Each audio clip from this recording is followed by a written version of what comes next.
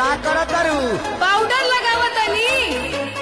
चल ना मोलो गाँव के कोई घाट है तो यही ना चली का?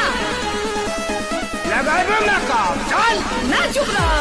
अरे छठी माई के बारात हा स्टेशन में खा जाके हमरो पता बा अब बस परी आवत तनी।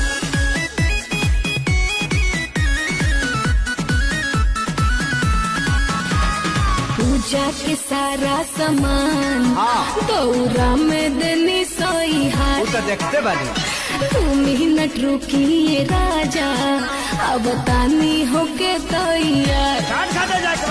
पूजा के सारा सामान दौरा में देनी सही हार। चला बहू तुम ही नट रुकिए राजा अब तानी होके तैयार। तो भारी लगता सबके हुआ जाई खारे ता तू